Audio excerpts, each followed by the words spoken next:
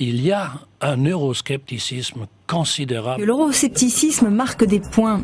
Les eurosceptiques. L'euroscepticisme. L'euroscepticisme est très tendance. À la veille des élections européennes, il y a une expression qui fait fureur un peu dans la presse et qui est reprise par tous les analystes.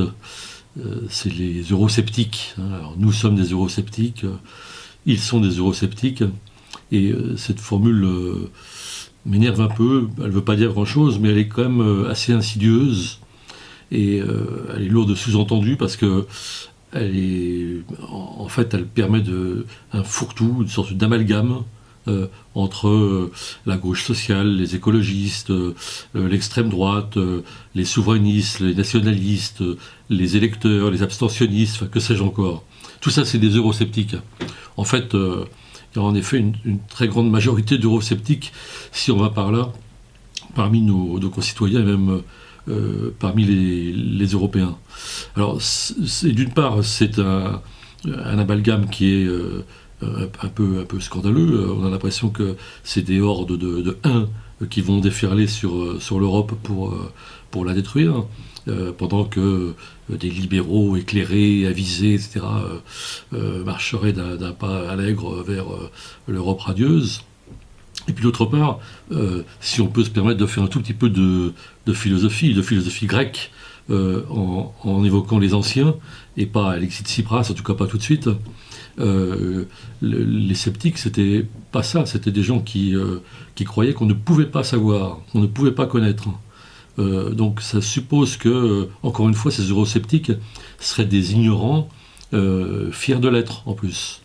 Or, nous avons, à propos de l'Europe, acquis un certain nombre de certitudes, et qui ne datent pas d'hier. Nous, à Politis, on s'est prononcé en 92 contre le traité de Maastricht, et hélas, les articles qu'on écrivait à l'époque n'ont pas pris une ride sur la Banque Centrale Européenne, sur l'absence de démocratie, sur tous les risques que comportait cette architecture. Donc, on sait des choses, et on a quelques certitudes, et on a des certitudes encore aujourd'hui sur le fameux traité transatlantique. Alors on fait la une là-dessus cette semaine sur les européennes, c'est dire non au traité transatlantique. Et c'est pas le petit bout de la lorgnette, parce que c'est vraiment l'incarnation même de ce qu'est l'Europe dans sa caricature la plus détestable. C'est l'opacité, l'absence de démocratie, une négociation qui dure depuis le mois de juillet dernier et dont on aurait dû ne rien savoir si un certain nombre d'associations, d'organisations, quelques journaux comme le nôtre n'avaient pas creusé pour aller chercher la vérité au fond du puits, comme disaient encore de glorieux Grecs anciens. Et on a fait éclore quand même un certain nombre de vérités. Donc il y a le problème de la démocratie et de l'absence totale de transparence. Et puis il y a plus grave encore, bien sûr, c'est quoi cette négociation ? C'est une négociation qui vise à aligner les normes européennes sur les normes américaines dans les domaines les plus divers, sanitaires, environnementaux, sociaux, etc. Or, on sait que ça signifie un abaissement considérable des normes, et en particulier pour la France, qui est un pays qui a une tradition en ces domaines exigeante. Alors, tout ça, sans qu'on le sache, c'est des choses qui mettent en péril notre vie quotidienne, qui vont modifier notre vie quotidienne. Et puis, je m'élève aussi contre une autre absurdité dans cette affaire, c'est qu'on nous dit, on entend ça sans arrêt, les gens ne vont pas voter pour l'Europe, et même quand ils vont voter contre le gouvernement.